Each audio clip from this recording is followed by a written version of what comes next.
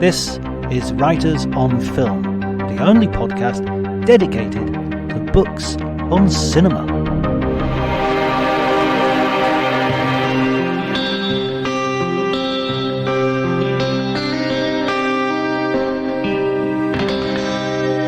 Hello everybody and welcome to the Writers on Film podcast. My name's John Bleasdale. I'm a writer and critic on film, and today I'm going to be talking to David Hughes, who started off as a journalist with Empire magazine. He now writes screenplays, and somewhere in between that he wrote some brilliant books, one on Stanley Kubrick, another on David Lynch, one on the greatest science fiction movies never made, and another called Tales from Development Hell, again about films that didn't quite make it to the big screen. A really fascinating topic, and we're going to cover all of those in the conversation, and I hope you enjoy it.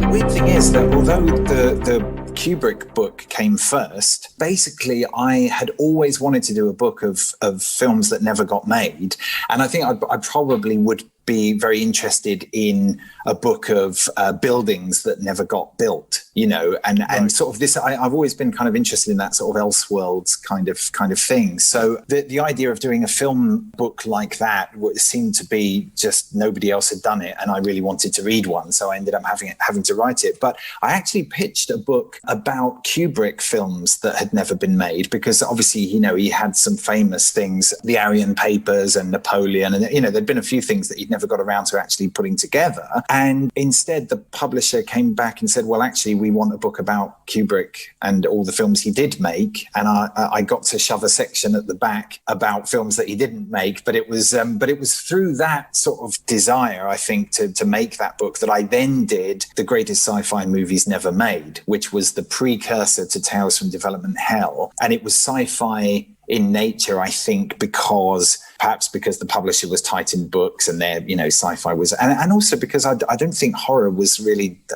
having quite the moment that it's had in the past kind of 20 years, really, at that point, and sci-fi seemed a bit more of a rich vein to mine. But I did manage to include within the greatest sci-fi movies, I did manage to include sort of superhero movies and things that were slightly, you know, wouldn't necessarily be 100% on topic. And then Tales from Development Hell was really the next edition of that book, but encompassed more than just sort of science fiction. I mean, not that it was, you know, crammed with westerns that never got made or whatever. There was still a bias towards the genre film. Well, I mean, westerns are genre films, but you know what I mean. There were some sort of mainstream films in there as well. But the weird thing is, after I made the first edition of Greatest Sci-Fi Movies Never Made, for whatever reason, quite a few of them actually ended up getting made, for better or worse. So you got the Hitchhiker's Guide to the Galaxy movie, you got the Thunderbirds movie, you know, a lot of the sort of sequels, reboots and what have you that I put in the first book actually kind of came out, whereas that hadn't really happened with Tales from Development Hell, sadly, in some cases. It's kind of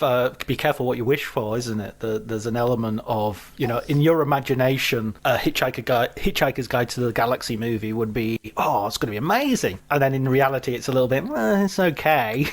You know, but it landed with a comprehensive Yeah, and you know, some of the things they kind of got right, and you could see it's like, I think that's what's so interesting in some ways about the films that the books covered, is that they are the best possible version of I Am Legend, for instance, is certainly not the one that got made, although, you know, there's sort of 2/3 of it are pretty good, but then it kind of falls to pieces very quickly in the third act, unfortunately. But is the best version of that movie the Unmade Ridley Scott, Arnold Schwarzenegger movie, which was a little bit closer to perhaps what The Omega Man was as an adaptation of that story? And, you know, I guess we'll never know, but it's so exciting to think about films like Paul Verhoeven's Crusade and Smoke and Mirrors, the kind of Sean Connery and male lead going to be, Michael Douglas, Catherine Zeta-Jones in a kind of 19th century magical mystery set in the Middle East, which never got made in any way. I mean, at least you can say, well, Kingdom of Heaven had a sort of a stab at doing the Crusades, you know,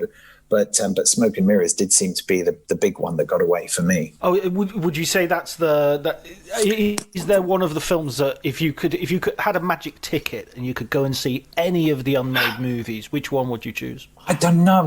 I know they did make I Am Legend, but I'm such a fan of that film. I think of all of them, actually, it's not even though, yeah, of course I would love to see for Verhoeven to have made Crusade after Total Recall, which is when it should have been made, when Schwarzenegger was the right age and everything. And I would love to have seen Smoke and Mirrors, but would any of those films really have do I need any of those films to really exist in this universe? I don't think I do, but the one that I would have absolutely loved to have seen was Darren Aronofsky's Batman Year One, because that was so totally different to anything that, I mean, doing it as a dark 70s, it's so weird that the Joker kind of ended up doing this in a way, doing that Taxi Driver version, but let's say perhaps without the artistry of perhaps what Aronofsky would have brought to it. And so I think that was one of the great missed opportunities. But then, you could also argue, does the world need any more Batman films? Well, maybe we'll see with Michael Reeves' The Batman coming up. Right. But yeah. that was pretty interesting. I mean, the idea that Bruce Wayne didn't, that the guy who became Batman in Darren Aronofsky's Year One didn't know that he was a Wayne. He was raised poor, worked in the garage in the basement of a guy called Al, who became his Alfred kind of thing, lived across the street from a sex worker who would obviously become Selena Kyle. And it was so beautiful the way that the things knitted together. And you can see so much of the kind of DNA of that in the Joker, but it would have been done in the 90s.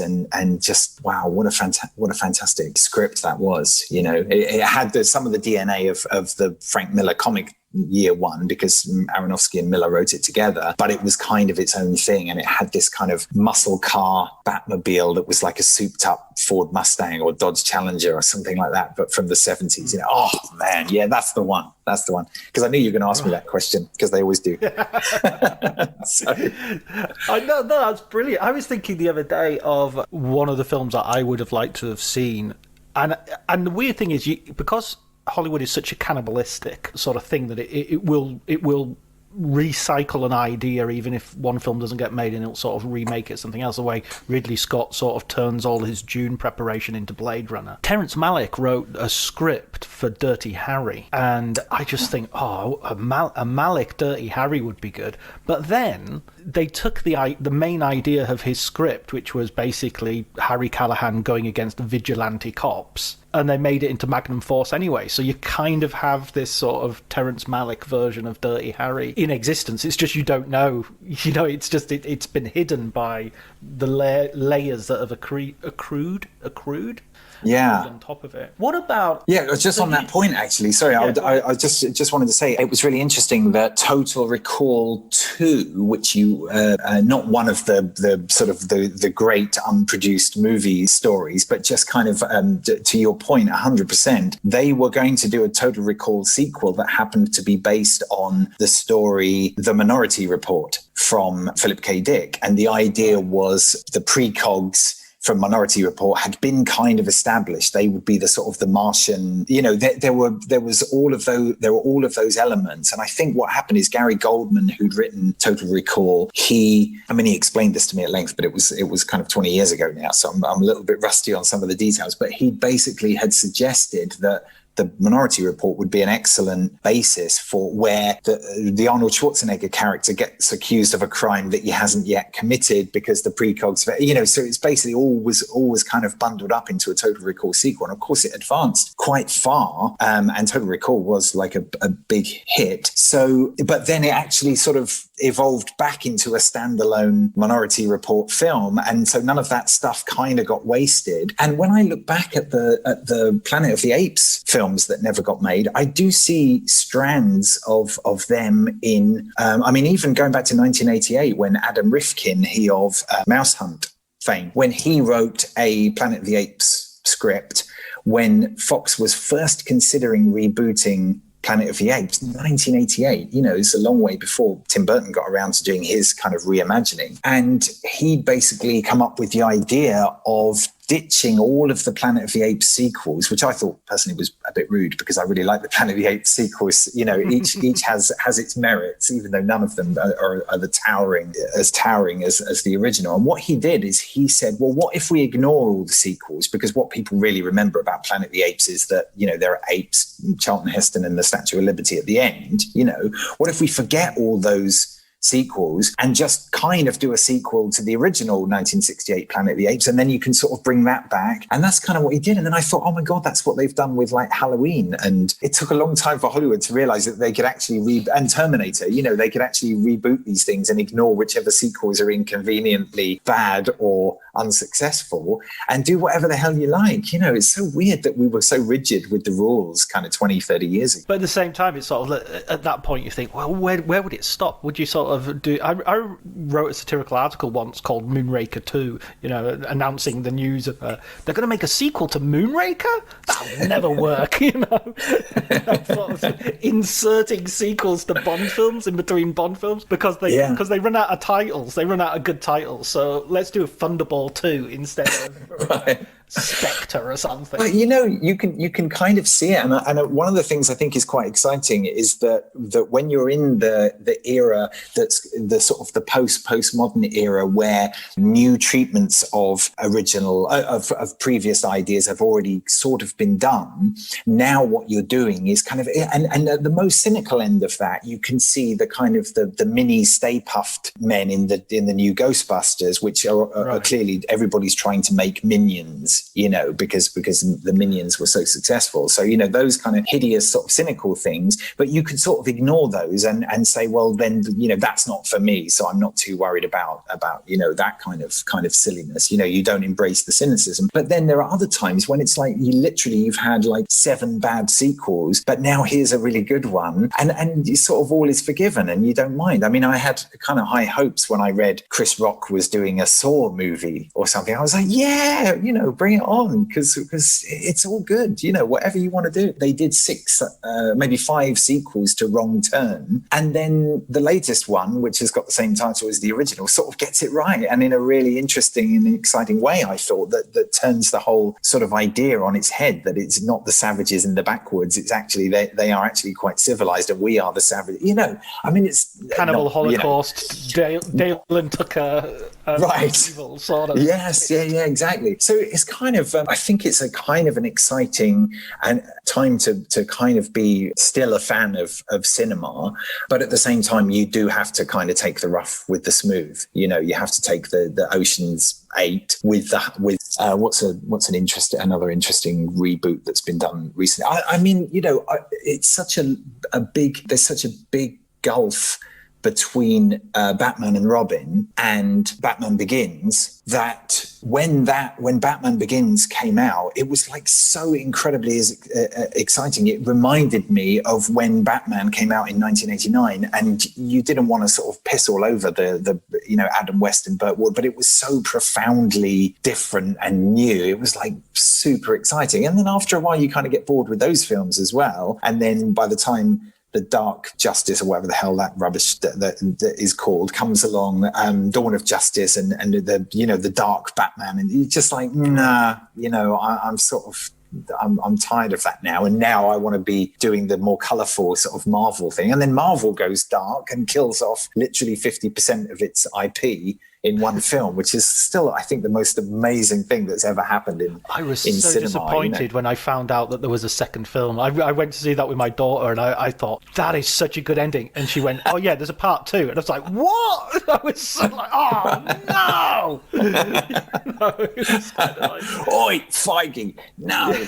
Yeah, it is an amazing thing. I mean, imagine if the film that brought all the Disney princesses together killed off half of them and then made you wait a year for I mean, even the fact that they did it, we know that in the Death of Superman comics that Superman's going to come back at some point, but it's just such an amazing thing to do in a movie where there's so much at stake. If you fuck it up in a comic, it's not that expensive to put it right again, and you can just sort of do it, you know, because obviously the illustrations cost more or less the same no matter how big the production value. But when you do that in a movie, commercially, it's, massive kind of risk to take. And it's so that has been an amazing thing to witness as well. So anyway, we're getting off the topic of films that didn't get made. No, we don't have to stick to any given topic. I'm interested about this idea of sort of trying to the sort of evolution of the sequel, really, because you go back to, we were talking on Twitter the other day about Jaws 2, and that's, I rewatched that recently. It's not that bad. It's not as good as Jaws by a long stretch, but it's got a decent poster. It's got a great tagline, and it's got Roy Scheider.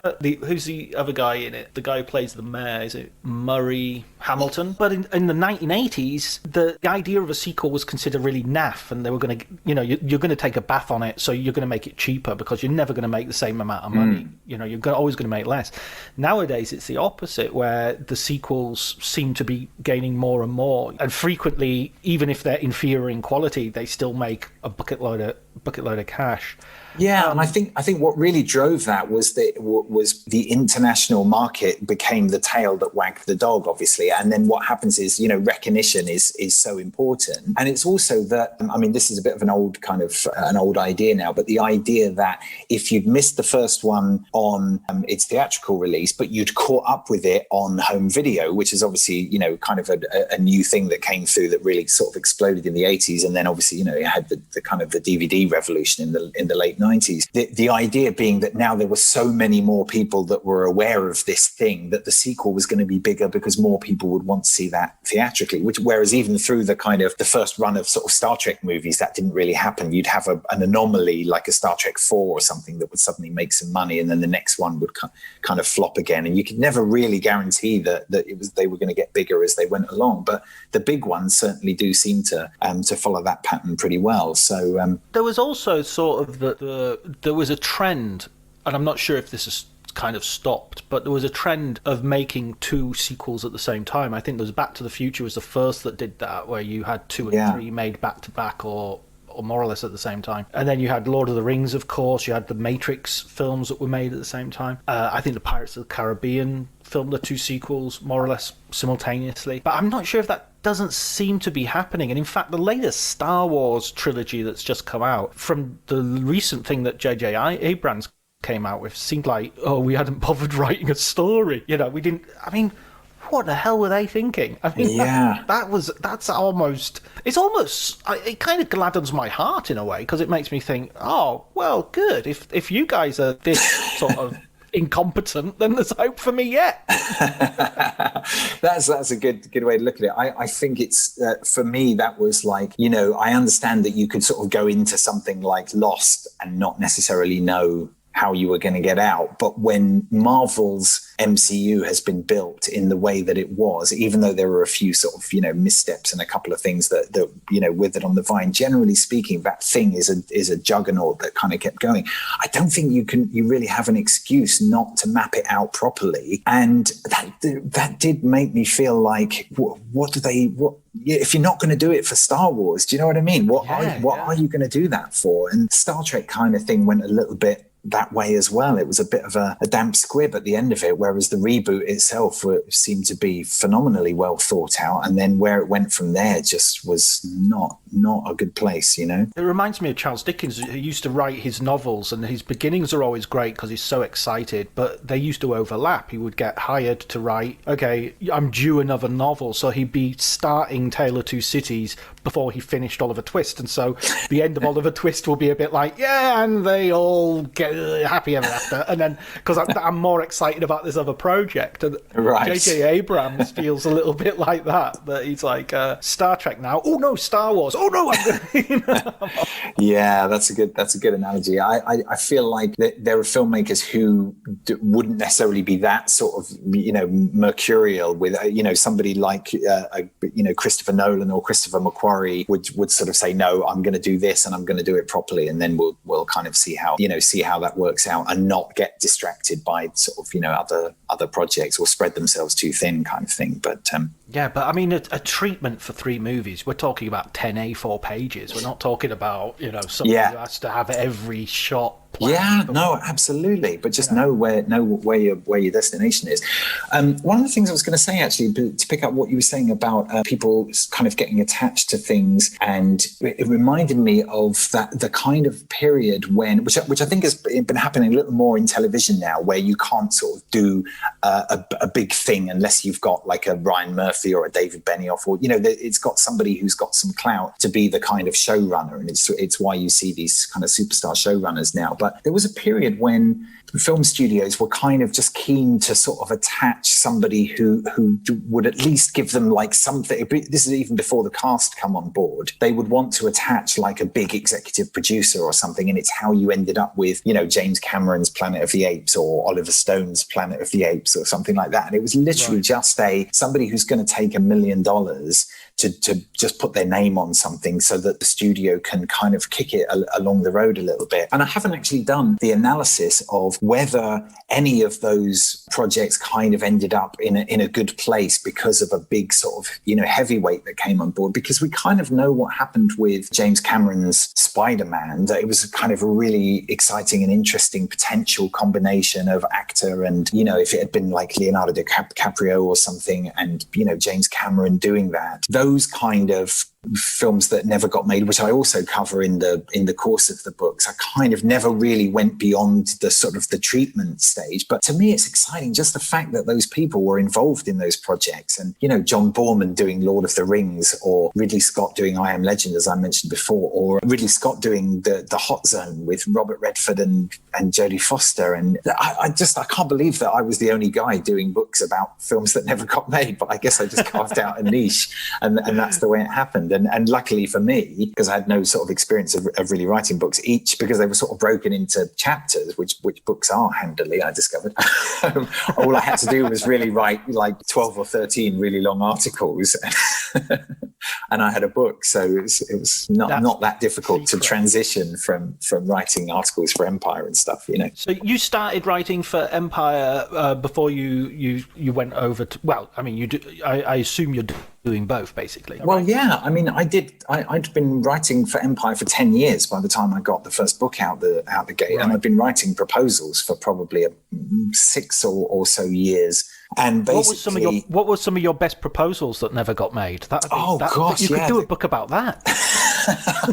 You know what? I really couldn't. I couldn't remember. The only one I could remember was the Kubrick, the unproduced Kubrick films, because that's the one that led to the one that did get made. So I couldn't remember what the other ones were. But yeah, I mean, they probably weren't very good. And sometimes I would put together a proposal for a book, and then I'd find that somebody else was actually working on it, and I'd think, oh, thank God, because now I don't have to write the damn thing. I think I tried to buy a book. I didn't really want a book about Kubrick himself, because I had that book. I had a biography. What I wanted was like a book about Kubrick and his films, like the same way that you might do.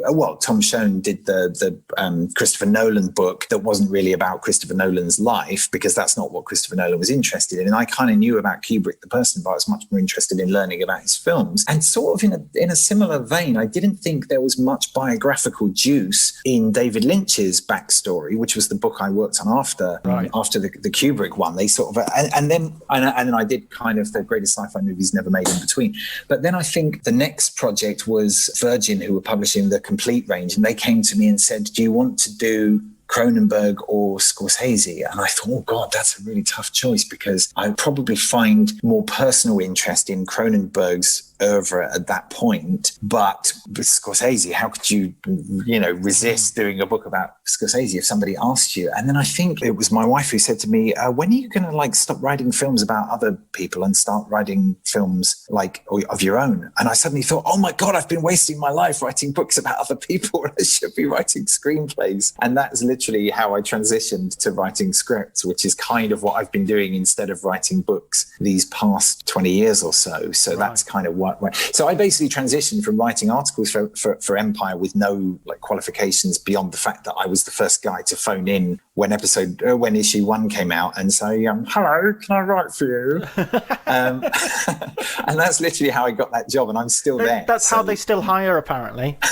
That's exactly the same thing. You just have to phone up. You have to find the phone number. That's the only if you pass that test. Exactly. But it was literally, 1989, they published issue 1, and I think it was like the first couple of issues were bi-monthly. I literally called, I phoned the office, with no qualifications whatsoever, and said, "Oh, how do I get to write reviews for you?" They said, "Well, have you seen anything we haven't?" And I said, "Well, no, but I will." And then they said, "Right, okay, we'll do that and then call back." And so I basically flew to Paris that weekend, because they used to release films in Paris a lot. They would get an early release. This is literally 1989. So you could go and see you'd look in the little Paris matchbook, and it would say version originale, and you'd know that if you don't speak French, you can still kind of watch the film. And I saw a whole bunch I spent the whole weekend on the Champs-Elysees basically going from one cinema to another. Came back on Monday with a pencil and said, "Right, I've seen this, this, this, and this." And they say, "Right, we'll have The Fly 2, get us, 500 words by Monday or whatever, and 40 quid. And I was off to the races. And that was it. And then, because Empire was so new, once you write for Empire magazine, you could basically get in anywhere, because it was like the golden ticket to your shit about movies, at least, mainstream films. I wasn't doing like Cahiers du Cinema or Sight and Sound, and never have, because I'm not smart enough for that for that type of thing. Meanwhile, I'm over here analysing, Kubrick and Lynch films. I do Sight and Sound, David. Yes, exactly. I leave that to the proper writers, and I do, which is the second best film in the MCU. So you do the fun stuff. Well, the thing is, I do get to do kind of what I like, and what I like for the past sort of decade or so has really been writing scripts, for hire, and my dream job is basically for someone to give me a book and say, come back in 6 weeks with a script based on this book, and sort of breaking it down and doing that. Because I think maybe it comes out of that purity of the blueprint for a film that you never actually saw, and wasn't at the mercy of all of the myriad problems that films face when they're actually being made. The script for that unmade, Batman Year One movie is so perfect that the film itself couldn't possibly kind of hold up to it in a way. And in the same way, getting to write the first, I wrote the first draft of Escape from Pretoria. And I met the guy who escaped from Pretoria, and breaking the book, being the first person to take the memoir and turning it into a film script is always kind of like such an exciting part of the process. And I kind of much prefer that to the end game, which is here's a script we're just about to go into production with, but it needs like final polish or something. And then there's only so much you can do in fact, I once got asked to rewrite a film that had already been shot, which was the Paul Schrader version of The Exorcist, what became The Dominion. Oh, really? And it was Friday afternoon. I got called into Morgan Creek, and they said, we've got Rennie Harlin, and he's going to be coming in like next month to shoot like the other bits of the film because we didn't like it. So can you write all those bits? But we can't really change any of the bits that he's already done, so that Paul Schrader's done. So you're going to have to what a fascinating project that would be. A writer's version of Saw. You're sort of stuck in the room. There's an escape room. Absolutely. And obviously you can cut stuff, but you can't really reshoot stuff that's already been shot, because they've only got a certain amount of budget for new stuff, and they want that stuff to be sort of scary special effects. So, but they also wanted it to link to the original Exorcist in a way that did your work end up going into the finished project? No, it didn't. But I had great meetings about it, and got paid for the work that I did. But what was fascinating about it is that I'd written the thing that they'd read of mine was actually like it was a sort of a comedy about two guys who have to drive the world's most expensive car across America in 24 hours. And they read that and they said, "Oh yeah, we think you'd be good to do the Exorcist prequel." I'm like, what? How does that work? And then at the end of the meeting, when I sort of couldn't kind of fuck it up anymore, basically, I just said, "Do you mind can I just ask, why would you bring me in for this?" And they said, "Oh, you can write." Right. And that's it. That's what they care about. They're not, for all that the reputation is, they want to put you in a pigeonhole or whatever. Actually, they just want that was a good thing what I wrote then. It would look terrible now if I look back on it, but back then it was okay. And lots of people, I got lots of kind of meetings out of it, but some bizarre stuff comes out of it, and you never know what's going to suddenly take off. I remember talking to a literary agent once who was letting me down very gently from a rejection. And he said, everybody says you have to have all these rejections and there's so many manuscripts are sent and we can only, and all the rest of it. But of all those manuscripts that are sent, 1% are good enough, and the rest are just like there's a continental shelf of quality. And he sort of said, you're in that 1%. You're just not, for me, you're not there, but you're in that 1%. And it was kind of like, it sort of gives you hope. Yes, there are millions of people out there writing. Luckily, most of them are not that good, and it's just like, even the most basic stuff. Yeah, it is amazing. I mean, I think one of the introductions to one of my books basically says this is kind of how the math works. It's that like of 1%, of all the scripts that get started, only 1% get finished. Of all the scripts that get finished, only 1% is ever read by somebody with any kind of ability to do anything with it, and it's probably much less than 1% actually. And of all the scripts that get read by somebody, only 1% is going to get financed or whatever. And so every script that gets made is basically 1,000,000 to 1 shot. So if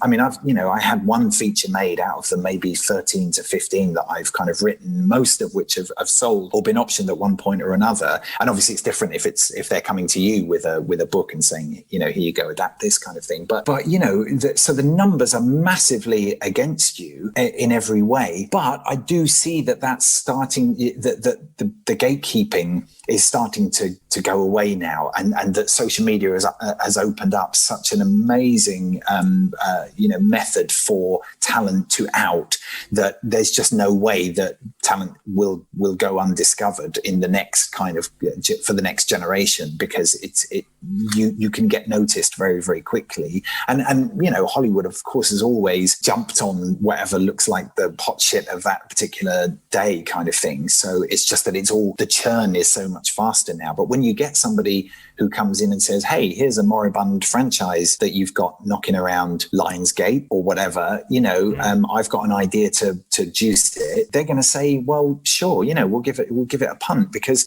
really it costs nothing for them to spend that money developing another script. I mean, I remember how shocked me and my co-writer were when we found out that we weren't the only people working on this particular idea for this director. And then I look back now and I marvel at my own naivete, because I wrote bloody books about screenwriters who'd been asked to when they were figuring out what to do with Batman, they asked so many different people. It wasn't just Darren Aronofsky. It was or whoever was hot at Sundance that week. They would say, what's your take? And obviously lots of people have meetings about projects, and there are always these mad kind of ideas. To be honest, one of the reasons why I haven't really done a full 3rd edition of Tales from Development Hell, although I did sort of refresh the book and did a 2nd edition, is that I haven't really fallen in love with any of the stories of films that haven't got made to the point where you could write like a really big juicy chapter about it. Because even in the case of At the Mountains of Madness by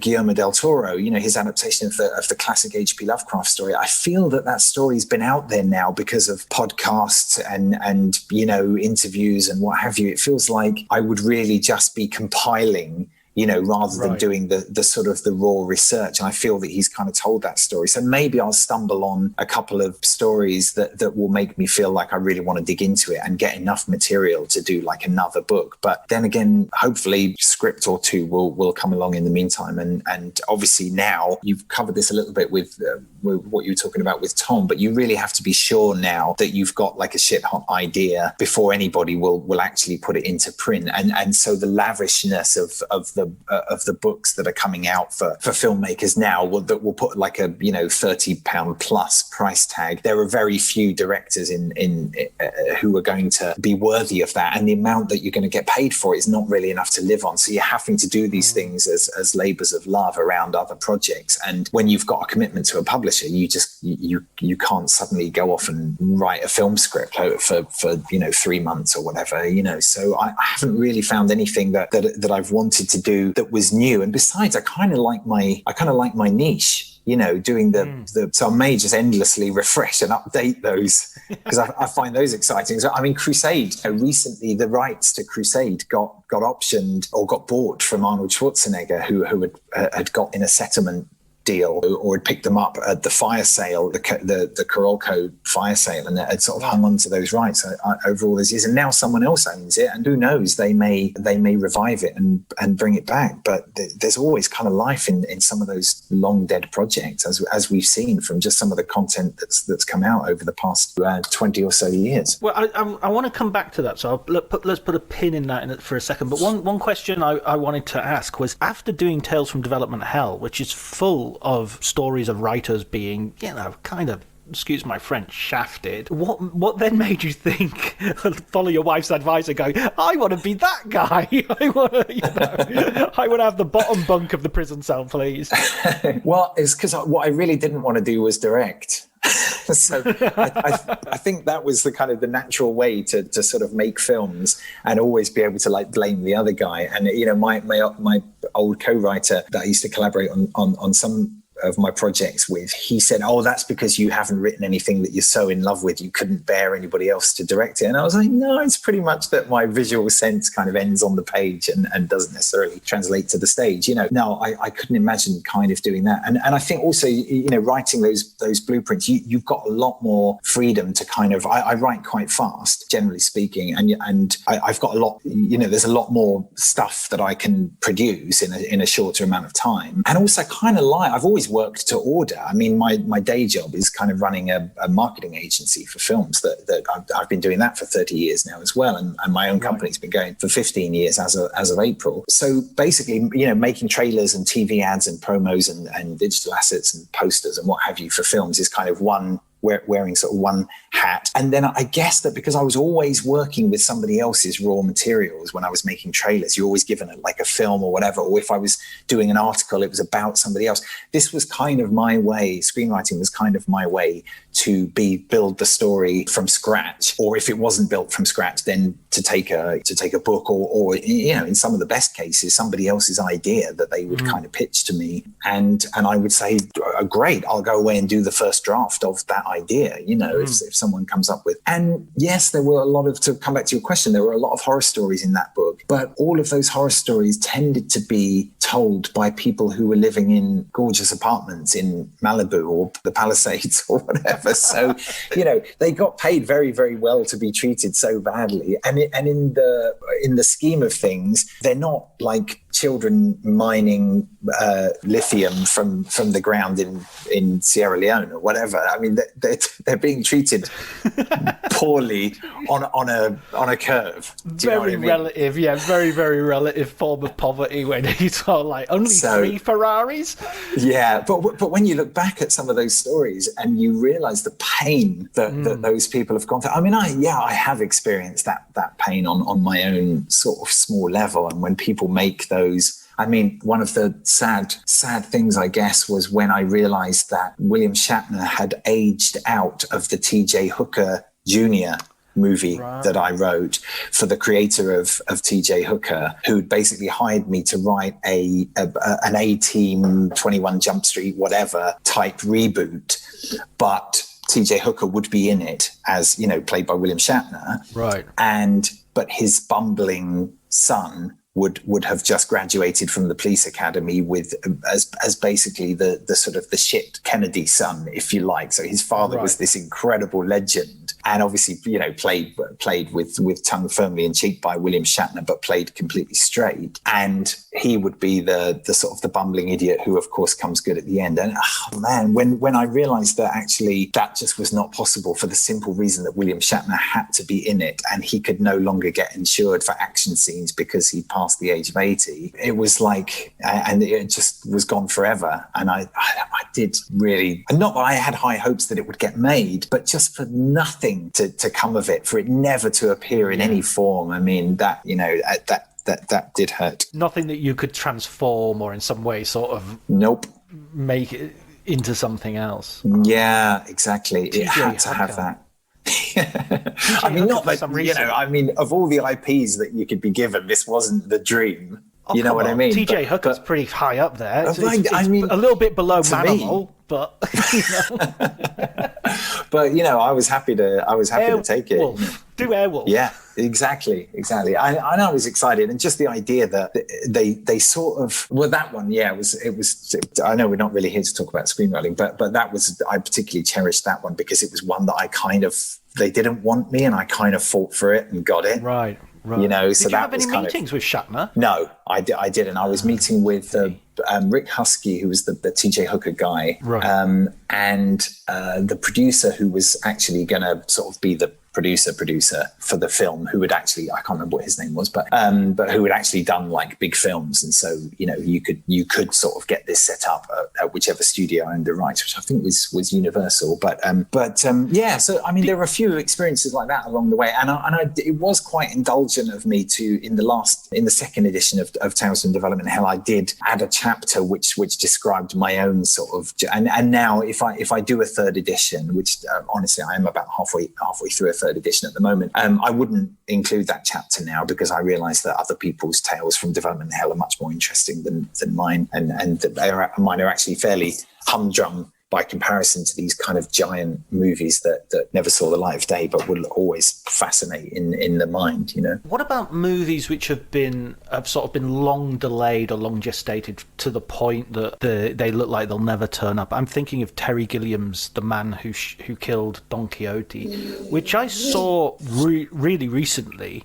I'd seen the La Mancha documentary, Lost in La Mancha, and I'd seen the He Dreams of Giants documentary, and I actually quite liked it. It was weird. It was kind of a weird thought experiment, trying to think, well, if I just watched this without any of that, how would I have felt towards it? I think I probably would have liked it as just a better than average Terry Gilliam movie. That's really interesting, and yet you can't. Just can't divorce yourself from all of that baggage that you kind of bring to it, in the same way that sometimes you can cast an actor because of what the audience brings to, they do so much, and when it's that's why I guess casting against type is kind of so interesting, because like, I don't know, Robin Williams in 1 Hour Photo or whatever, everything that the audience brings, they're not allowed to use, so you've got an extra level of, so yeah, I don't think you can ever get around that. But then I think probably it's one of those cases where there is a perfect time to have made Crusade, and it was then, and there was there was a great Planet of the Apes reboot. But I'm not sorry that they did the Mike Reeve version, because it was so good. I don't know whether many of the great things in the Smoke and Mirrors script would have been great beyond the period in which it would have been made. So there are films like that needed to be made in their time. And I guess, one of the disappointments is that when the moment passes and that can't happen anymore, all you really have is the things that never were. And I still find that really exciting. And if, like I say, if I could find enough interesting projects to make another sort of full volume of the book, I definitely would, because I feel like that's where I'm the happiest, is exploring never were's and things that kind of nearly made it but never quite off the ground. I think one of the most soul crushing things is perhaps the fact that when Guillermo del Toro said he didn't make At the Mountains of Madness because Prometheus had basically done it, that was like, because I would have so much rather had Guillermo del Toro's At the Mountains of Madness, because, the H.P. Lovecraft and Guillermo del Toro, and felt like he'd been building up to an amazing H.P. Lovecraft movie, and he had like Tom Cruise and all this incredible stuff. It just could have been amazing. And then for him just to say, but thematically it's been done now, and then you have to wait like another 10 years before you can sort of do that again, and nobody will notice that it's quite a bit like Prometheus. And so it all kind of feeds on itself, and I guess that's called John Carter syndrome, isn't it, that by the time you actually get around to making the John Carter movie, the corpse has been picked clean. Yeah, like the lady said when she watched Hamlet, I liked it, but it's full of quotes.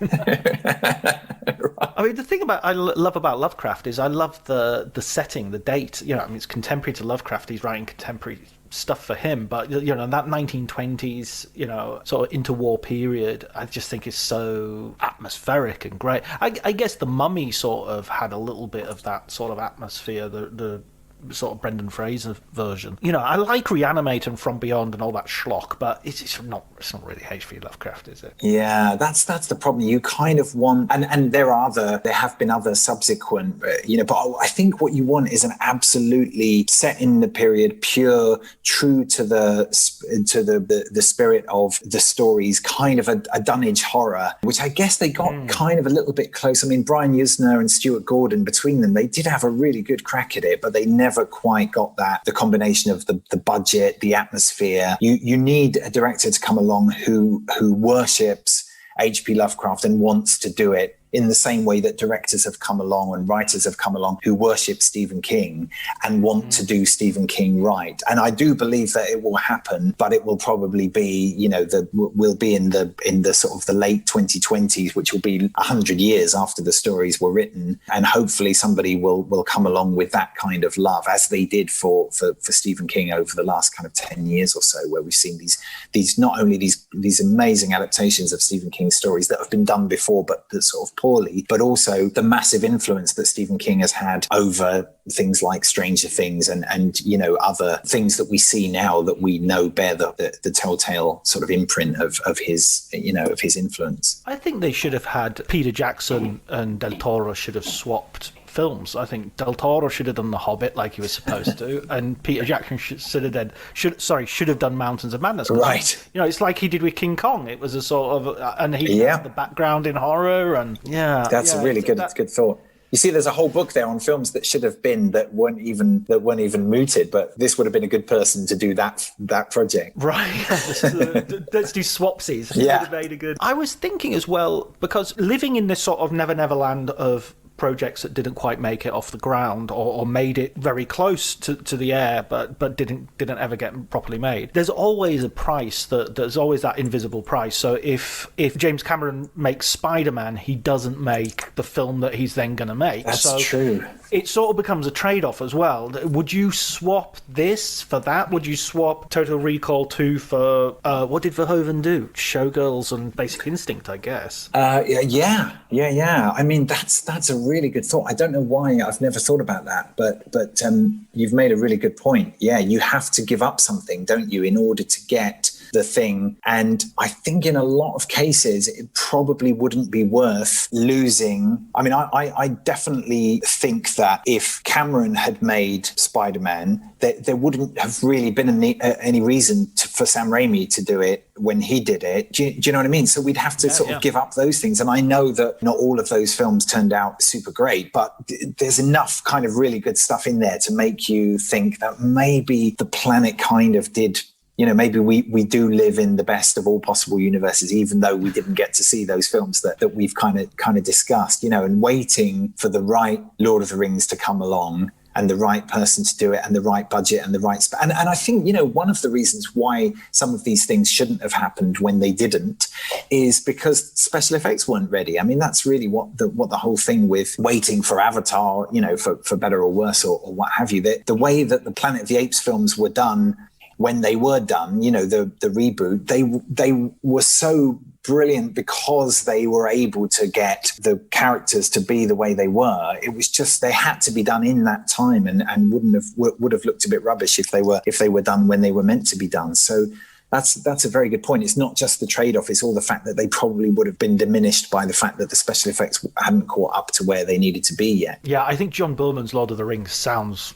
Yeah, I'd be kind of terrified of that. I think it would be like a Zardoz. It would be a magnificent mess. Because all you'd really have would have been sort of costumes and maybe one fairly pricey special effect. Maybe you'd throw everything at one big effect, because that's what those films kind of tended to do. Finger lightning and, Yeah, so we were spared that. I mean, not that I would mind if I heard that a bootleg of had been found and it was coming out on Blu-ray, I would definitely be first to pre-order it, with all its sort of crappy bits. I mean, in a way as well, this is also perhaps something about the physical media that I'm guessing that we might be. You're probably a bit younger than me, but we're probably around the same age.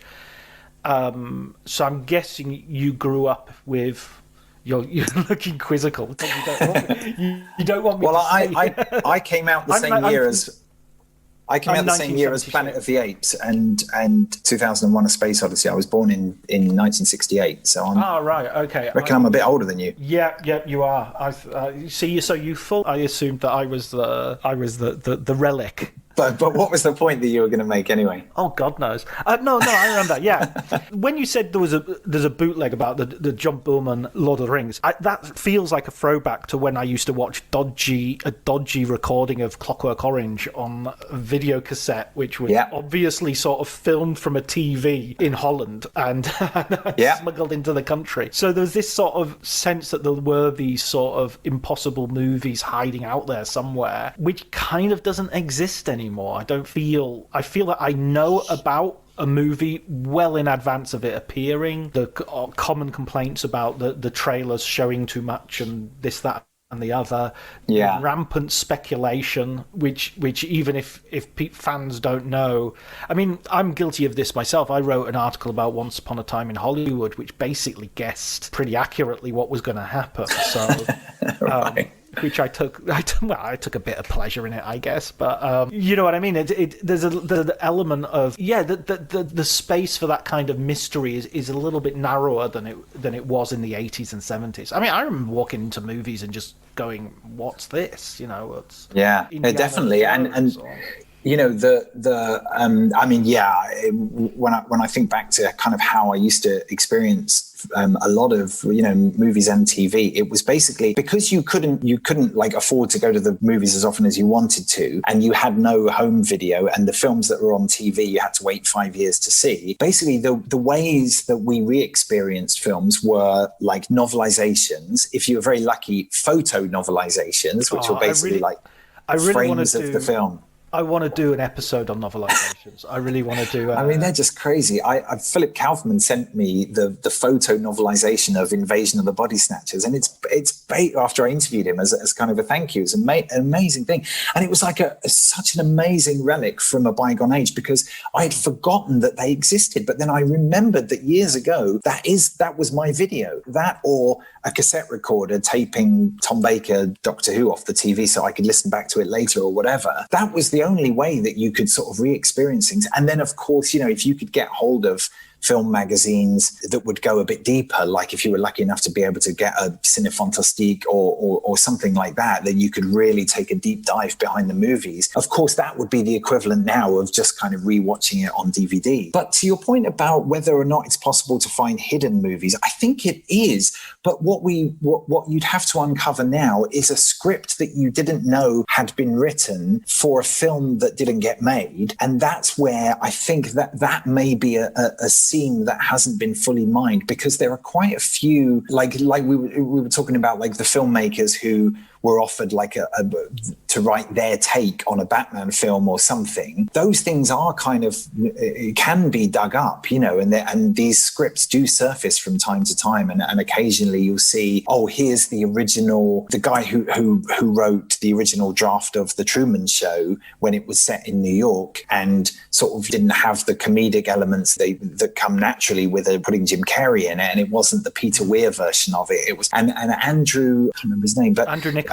Andrew Nichols hated the film that they made and would love to have his version of that out there. And I think, as we've seen with like the audio dramatization of Alien 3, one of the Alien 3, William Gibson's version, I think, got made as an audio drama. And I think we've seen a couple of unmade films turn up as like graphic novels or whatever. If there's money in it, I think the studios will start to mine that catalogue of stuff and realize that they've got content here. It's not like old pilots where you've got a big problem because you'd have to pay the SAG fees to all the actors. If you were going to release the Tremors pilot or whatever, you couldn't really do that because the juice wouldn't be worth the squeeze because you've got to pay everybody their SAG fees.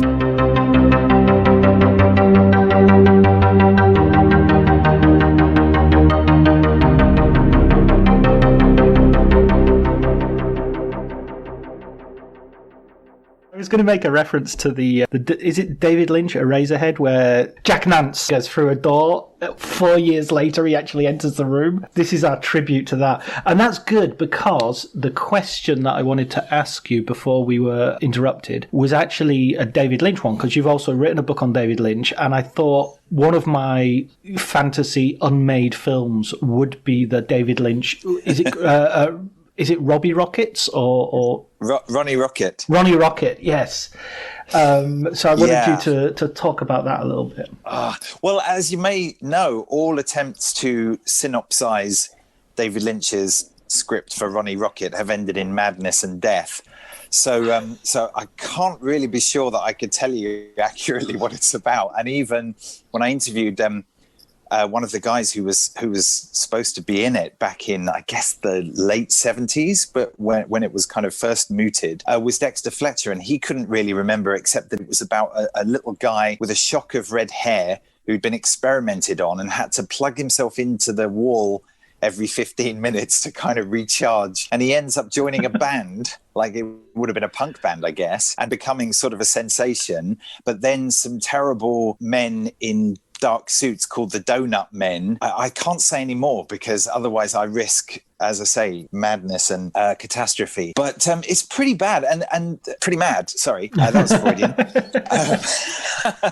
I don't know if it would be on my wish list for, if I turned up in an alternative universe one day. I don't think the first question I'd ask is, do you have Ronnie Rocket here? Did David Lynch ever make? But bless you for thinking that it was makeable. I think possibly the closest thing that we actually have in this universe to it may be Alex Proyas's Dark City combined with some of the little person parts of Twin Peaks. That feels like the right kind of vibe. And I think, even though David Lynch was talking about Dexter Fletcher being Ronnie Rocket, I think really and truly once he met, I can't remember the name of the actor who played the little person in Twin Peaks, but once he'd met that actor, I think there was only one person for him who could have played him. But I just, I think it's one of those things where Lynch kind of moved on quite fast. He went from kind of The Elephant Man to Dune, and I don't think there was any really serious intention to make that as his next film at any time except after Eraserhead, because I think he just, his artistry as a filmmaker had started to develop beyond his artistry as an artist. And I think that took him into some fairly interesting places. By the time he got to 1986, he was doing Blue Velvet. And for me, there was there was no way back. And then, of course, when 30 years later, when he was doing his kind of experimental films, that's when he got back to a place where he was doing things like that were a little bit more in that Ronnie Rocket zone again, some of the sort of post-Inland Empire web stuff. And with the bunny rabbits and that kind of stuff. Yeah, exactly. It was that kind of wildly surreal stuff, Michael J. Anderson's the name of the guy. I just Googled it. Yes, I'm not going to claim any any knowledge. But they had a huge falling out, I think, or at least Michael J. Anderson sort of posted loads of things on Facebook about David Lynch, accusations of child murder and stuff like that, really quite extreme stuff. Oh, wow. Yeah, so, because I'm not sure if he was just disappointed that he wasn't being cast in Twin Peaks: The Return, or if there was something deeper there. But there was definitely a heated exchange from the part of Michael Anderson. I don't remember reading any reply from David Lynch. Yikes. Oh, I'll have to look into that. One of the things about spending a year doing a book like the Lynch book or the Kubrick book is that I tend to sort of jettison all, not interest in, but I don't tend to look any further behind the scenes of those, because you imagine when you're spending a year on one topic, as you may know, it kind of tends to be, it's so completely dominating that you almost can't couldn't look at a Lynch film again for another sort of 10 years, weirdly, because you've just kind of saturated yourself in it completely, which is a perfect way to ruin something for yourself, is to kind of write a book about it. But then you sort of slowly come back around. But then I wouldn't necessarily want to go back behind the scenes. But one thing I do remember is that because having those twin obsessions of David Lynch and films that never got made, when I got to interview Lynch for the book, which happened in Prague in person while he was mixing Mulholland Drive. It had basically taken me about 6 months to get the interview, and I finally got it because his assistant called and said, "Oh, I'm really sorry, David's not going to be able to do the interview because he's going to be in Europe, like while he's doing sort of post-production on Mulholland Drive." And I was like, "Well, I'm in Europe," and she sort of couldn't think of how to get out of it. So I got on a plane to Prague, and he arrived, and basically I thought, so I was interviewing him the next day, and I thought, shall I have a night out in Prague, or shall I do my job properly and stay up really late at night writing questions for the interview that I'm going to do at 3:00 in the afternoon tomorrow? And I thought, you know what, I better do my questions. So I did my questions the night before, and obviously I had waited 6 months, so I had every single thing. This was about a week away from the book's deadline. I had every single thing I wanted to ask him, including about all these unmade projects. And then he woke me up the next morning and said, "Hi, is that David? This is David. I'm downstairs. We have to do the interview now because I'm a smoker, see?" And I was like, what is happening? I've been woken up by this mad, shouty Gordon Cole character who's saying, "Come downstairs, we've got to do the interview now," because he's a smoker. I never figured that out.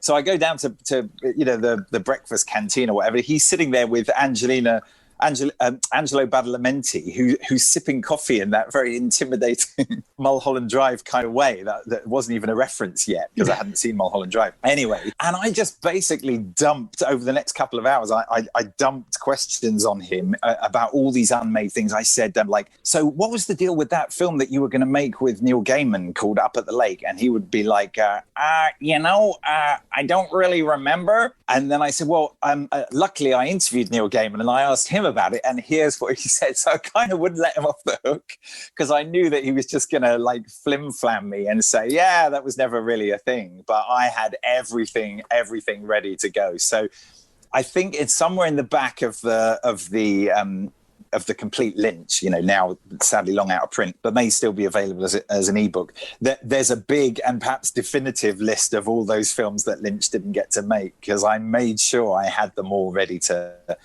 go when I finally sat down with him. That's an amazing. Congratulations on your David Lynch impersonation, which is perfect. I'd have to say, absolutely perfect. You have to, if you Patreon me, I will sing MacArthur Park in the style of spoken word David Lynch. Have you? No, I'm just kidding. Have you? I listened to his autobiography, Room to Dream, last year, and it's fantastic. I really would advise people to actually listen to the audiobook because it has chapters by his biographer essentially, which are fairly straight biography, and then there's chapters which he just basically covers the same period but with anecdotes and stuff, and it's just hilarious. I mean, there's a bit where he's talking about school, and you can tell he goes off script because he sort of goes, when I went to school, it was a fucking waste of time. It was a fucking waste of my time. He's still angry. It's like, amazing. Yeah.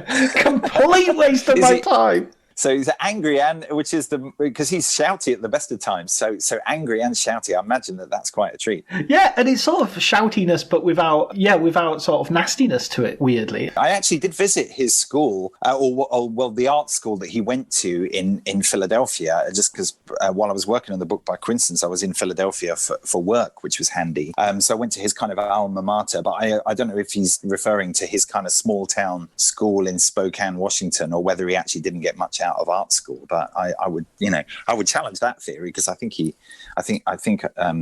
probably did. Although artists do tend to sort of outgrow their schooling because you have to kind of strip away the establishment idea of what an artist is supposed to be. I'm pretty sure it was the more conventional sort of school that he went to rather than I think it was just the practice of sitting, I mean, sometimes schooling is more about teaching, and I say this as someone who's taught, is teaching children how to be bored, in a quiet way. Right. And I think there's... And also you can't smoke. I'm a smoker! Potentially a massive problem.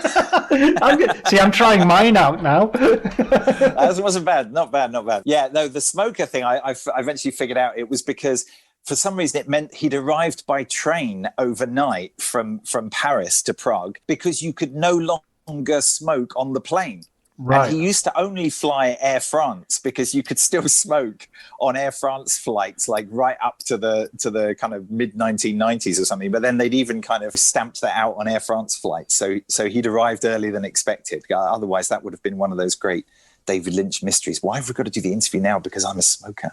Okay, so like his films, it makes sense in the end. It all makes sense in some sort of way. Yes, absolutely. So you're going to ask me for a book recommendation, aren't you? That's right. Yes. I have to say, I've been mostly reading, or rather listening to, because like the Lynch memoir you mentioned, which I haven't listened to yet, but I'll get right on that. I've been enjoying the memoir by Gabriel Byrne, which is kind of part life memoir and it's kind of salted with. But again, if you're not listening to that so that you hear it read in Gabriel Byrne's kind of mellifluous, Irish brogue, then you haven't really experienced that book as it should be experienced. And I'd say that most of the books that I've been reading lately, most of the film books I've been reading have been on the memoir or biography side of things. I've really enjoyed Mark Harris's biography of the filmmaker. Mike now Nichols. I've forgotten his name. Mike Nichols, yes. And the biography of Robin Williams.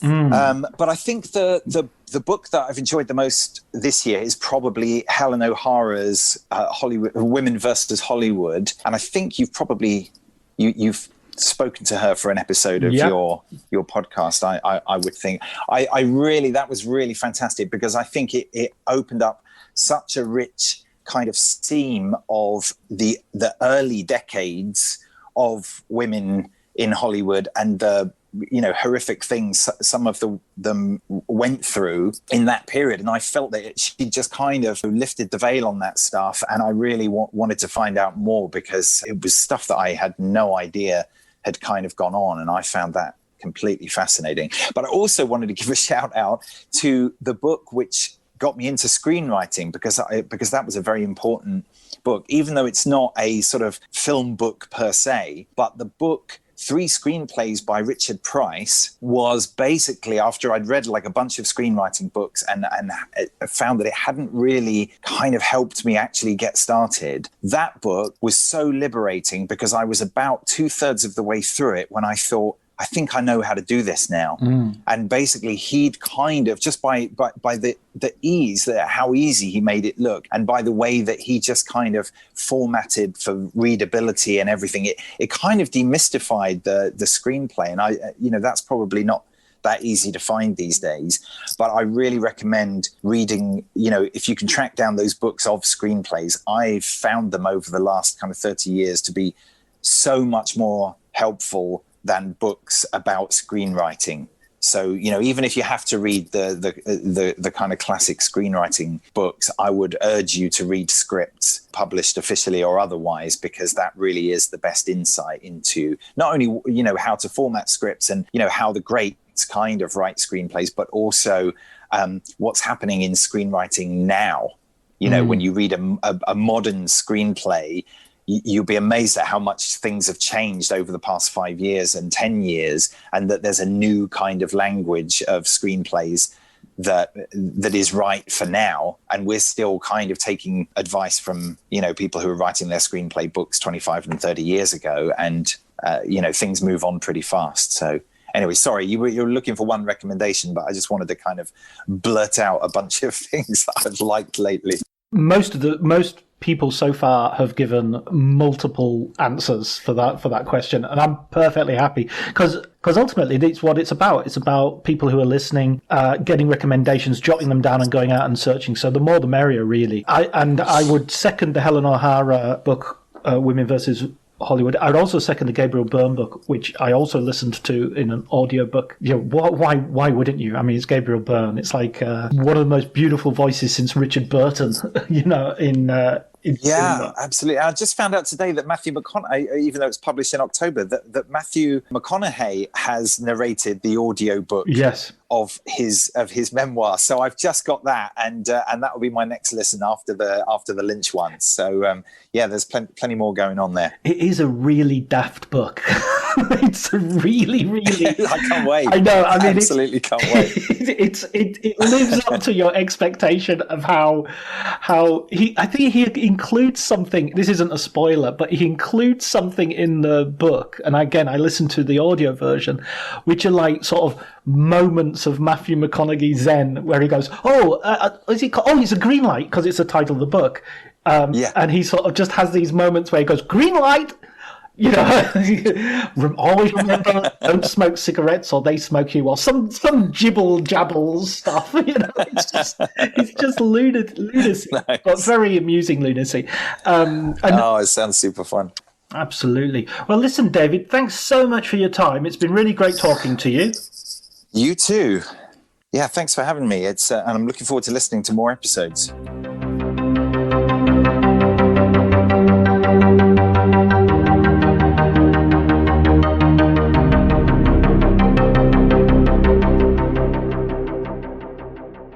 So that was my conversation with David Hughes. Hope you enjoyed it. We had a great discussion also about screenplays and his book recommendations, which I heartily concur with. The screenplays of Richard Price, Mike Nichols' biography by Mark Harris, and Helen O'Hara, friend of the podcast, her book Women vs. Hollywood. Thank you very much for listening. Please remember to follow me on Twitter at Dr. Jonty, DRJONTY. Thanks very much to Elliot Atkins for the music, and Ali Harwood for helping out with the art. I will talk to you. I will see you. Fuck it. Next week. Take care.